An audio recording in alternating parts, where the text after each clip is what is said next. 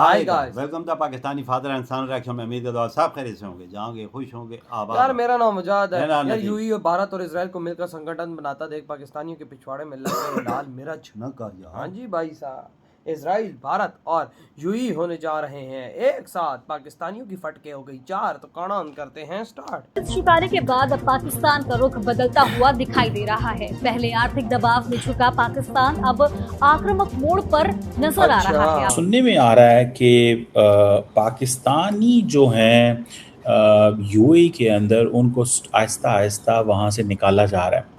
अली बुखारी साहब, आपकी तरफ आना चाहता हूँ। यकीनन बहुत सारी बातें मंदोखेल साहब ने की हैं, लेकिन एक तरफ जो उन्होंने इशारा किया कि यूएई अपनी नई सफ तैयार कर रहा है, जिसके अंदर मोदी है, जिसके अंदर नेतन्याहू है, जिसके अंदर अमेरिका है, जिसके अंदर यूएई है।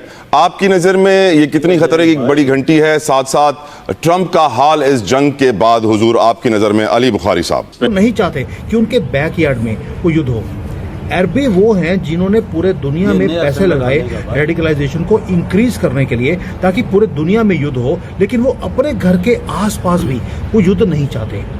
इसलिए वो भाग के आ रहे हैं मोदी जी के पास, क्योंकि मोदी जी के पास एक लीवरेज है कि ईरान से भी बात कर सकते हैं, अमेरिका से भी, रशिया से भी, हम सबसे बात कर सकते हैं। कि यूएई काफी मुसलसल अपनी नाराजगी का एहसास वो इजहार कर रहा है। वो पाकिस्तान से भी उन्होंने नाराजगी का इजहार किया है, जो 3.5 बिलियन डॉलर उन्होंने वापस मांग लिए। सऊदी अरब के साथ भी उन्होंने किया है। जो फॉरेन मिनिस्टर्स की मीटिंग हुई है सऊदी अरब के अंदर, जिसमें पाकिस्तान, तुर्की वगैरह भी थे, इजिप्ट वगैरह भी, तो वहां पे भी उन्होंने कहा कि जी ईरान की सख्ती से मजम्मत की जाए, जिसको पाकिस्तान ने कहा कि मॉडरेट लैंग्वेज यूज करें। और तो ये उसकी बैकग्राउंड है जिसमें ये डेवलपमेंट हो रही है। और सुनने में ये भी आता है कि हाल ही में जो एक पाकिस्तानी जर्नलिस्ट हैं, बड़े सीनियर जर्नलिस्ट हैं, उन्होंने कहा कि जो इत्तेहाद एयरवेज है उसने, ये कोई ऑफिशियल कंफर्मेशन नहीं है by the way, this is not an official confirmation, लेकिन एक सीनियर पाकिस्तानी जर्नलिस्ट कामरान यूसुफ ने अपने ट्विटर हैंडल पे ये लिखा कि इत्तेहाद एयरवेज ने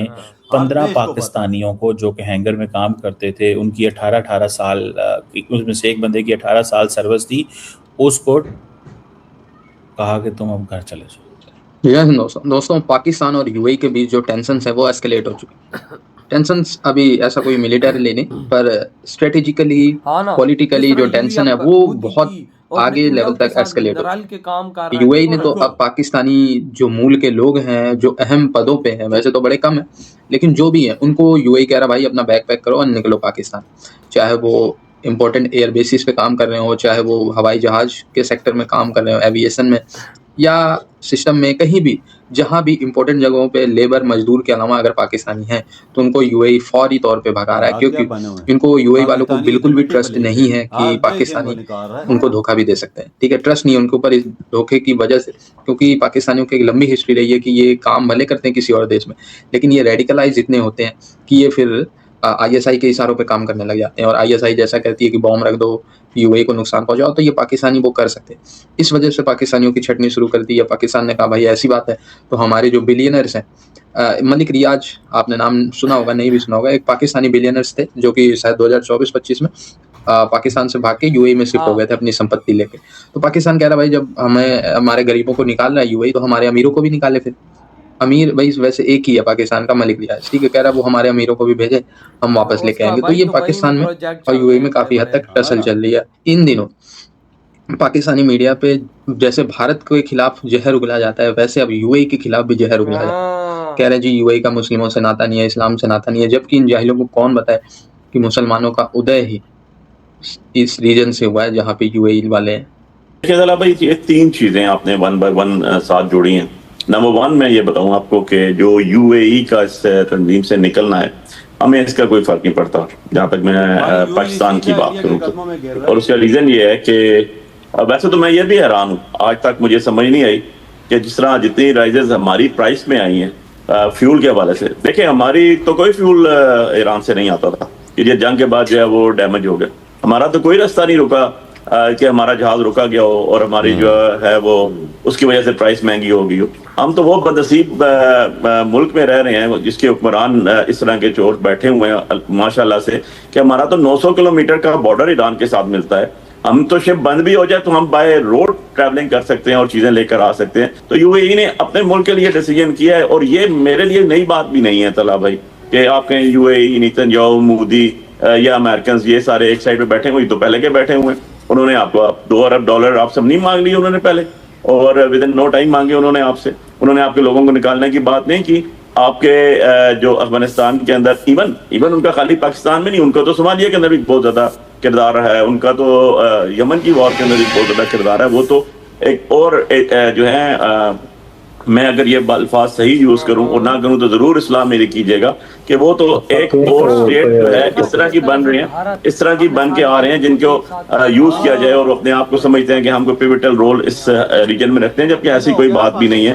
उनका कोई पिवटल रोल इस रीजन के अंदर नहीं है। आपने देख लिया कि 47 साल जो है वो ईरान के ऊपर पाबंदियां रही, लेकिन उनकी जो 17 दिन की हरमस बंद करके जो है सारी दुनिया को तड़पा दिया। 2 चीजें और ऐड कर दूं इसके अंदर। कादर खमंदो साहब ने बिल्कुल सही बात की, मैं उनकी इस बात से एग्री करता हूँ कि हम नहीं ले सके चीजें, हमारे लीडरशिप का कसूर है। तो यार बाकी पाकिस्तान वालों को अंदाजा में आपको कौन सा हर्ज है, या इतना तो आप पे वर्थ होना चाहिए, इतना स्टेमिना होना चाहिए, इतना इखलाकी जुर्रत होनी चाहिए कि अपने लोगों का डिफेंस, जिनकी वजह से आप हुकूमत में बैठे होते हैं।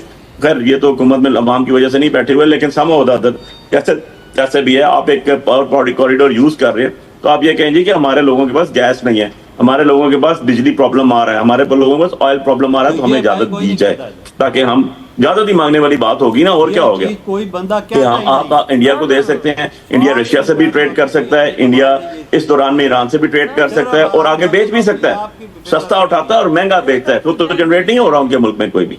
तो एक इतना बड़ा फ्लॉ है ये, इतना बड़ा हमारी पॉलिसी मेकिंग के अंदर फ्लॉ है, इसका इम्पैक्ट किस पे आ रहा है, इसका इम्पैक्ट अवाम नास के ऊपर आ रहा है। और अब बात यह है कि हमारे यहाँ ले भी लगी, ठीक है, ये बात भी अंडरस्टैंडेबल है कि अगर 95 बैरल का डॉलर का ऑयल है, और जब वो ऑयल जो है 95 बैरल से 100 पे होगा, 110 पे होगा, तो उस रेशो से आपकी बढ़ जाएगी, उसकी प्राइसेस समझ लगती है। हुई है वीडियो तो बात करते हैं, दिल खून के आंसू रोता है जब पाकिस्तान को हम इस हालत में देखते हैं, क्योंकि भाई साहब इस टाइम भारत, यूएई और इजराइल ने संगठन बना चुके हैं, संगठन बना रहे हैं। संगठन भाई साहब देखो ना किस लेवल का बना रहे हैं, जिसमें इस्लाम एक देश, जिसमें एक हिंदू देश, जिसमें एक यहूदी देश मिलके आपस में अपने आप को कर रहे हैं मजबूत, और पाकिस्तानियों की अंतड़ियां तक जल रही हैं। उधर तो पाकिस्तानी को यूई निकाल के बाहर फेंक रहा है, जो बड़े बड़े लोग हैं उनको भी निकाल रहे हैं। अभी वो यूई कह रहा है इधर काम करेंगे इजरायली, इधर काम करेंगे भारतीय। भाई साहब पाकिस्तानियों की 9 जगह भाई 9 जगह वहाँ पर ये काम चल रहा है। पाकिस्तानी तुझे पता है ना, ये 2 नंबर काम उधर करते हैं, तो तभी उधर जगह नहीं है, काम करने के लिए जाते हैं। फरेबी पाकिस्तानी, रेपिस्ट पाकिस्तानी, भाई स्मगलर पाकिस्तानी, हर उधर भिखारी पाकिस्तानी। मतलब कि आप देख लो जो हर गंदा काम वहाँ पर करता हुआ नपा जाएगा वो सारा भाई साहब पाकिस्तानी निकलेगा, जिधर भी पकड़ा जाएगा, जिस देश में पकड़ा जाएगा, खाली यूएई नहीं है, जिस देश में पकड़ा जाएगा वो पाकिस्तानी निकलेगा। उधर की रेशो 90% पाकिस्तानियों पे होगी। आप अंदाजा लगा, मैंने ये बात भी सुनी कि जितने पाकिस्तानी हैं उनको सारा यूएई निकाल रहा है। ये भी सोच ले, अगर ये 20 लाख यूएई ने निकाल दिए तो पाकिस्तान को दुपट्टा गोल हो जाएगा। पाकिस्तान किधर जाएगा यार, इधर तो ऑलरेडी हमारा बेड़ा गर्क है, क्योंकि भाई साहब इस टाइम जो हम पाकिस्तानियों की कंडीशन है हम आपको बयान करके भी नहीं बता सकते, टू बी ऑनेस्ट यार। ये एक रियलिटी बेस्ड में बात कर रहा हूँ कि हम तुम लोगों को यहाँ पे बैठ के बताएं भी ना तो तब ये बात हम क्लेरिफाई नहीं कर सकते।